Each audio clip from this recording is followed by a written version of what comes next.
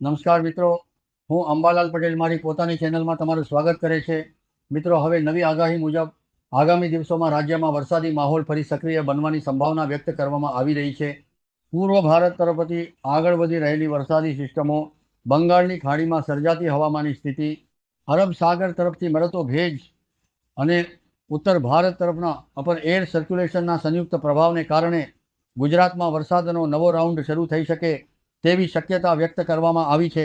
હવામાન વિભાગના અનુમાન મુજબ 15 જુલાઈથી રાજ્યના વિવિધ વિસ્તારોમાં વરસાદની ગતિવિધિ ધીમે ધીમે વધશે અને ત્યારબાદ અનેક જિલ્લાઓમાં સારો વરસાદ નોંધાઈ શકે છે.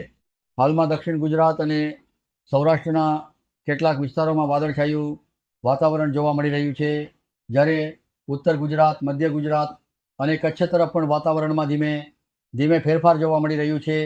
અરબ સાગરમાં દરિયાઈ પ્રવાહ સક્રિય બનતા માછીમારોને સાવચેતી રાખવા અને દરિયો ન ખેડવાની સલાહ આપવામાં આવી છે. બીજી તરફ બંગાળની ખાડીમાં બનતી હવામાનની સ્થિતિ મધ્ય ભારત તરફ આગળ વધે તો તેની અસર ગુજરાત સુધી પહોંચી શકે છે.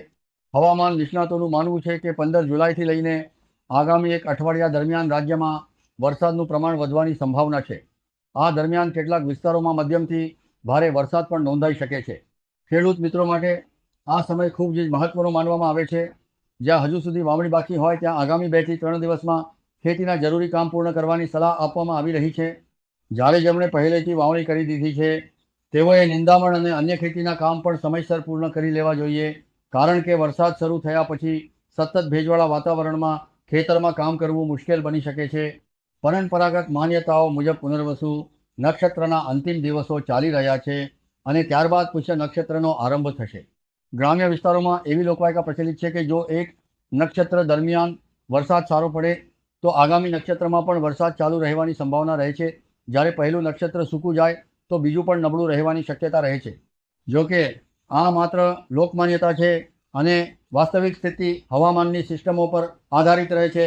સેટેલાઇટ ચિત્રો મુજબ પૂર્વ ભારતના અનેક વિસ્તારોમાં વાદળોનું પ્રમાણ વધી રહ્યું છે અને ભારે વરસાદ નોંધાઈ રહ્યું છે.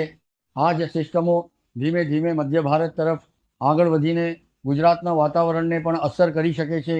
હાલમાં મધ્ય ગુજરાતના કેટલાક વિસ્તારો તેમજ ઉત્તર ગુજરાતના છૂટાછવાયા વિસ્તારોમાં હળવા વરસાદની શક્યતા દર્શાવવામાં આવી રહી છે, જ્યારે દક્ષિણ ગુજરાતના જિલ્લાઓ જેવા કે સુરત, નવસારી, વલસાડ, ડાંગ, ભરૂચ, નર્મદા અને વડોદરા જિલ્લામાં વરસાદની સંભાવના વધુ દર્શાવવામાં આવી રહી છે.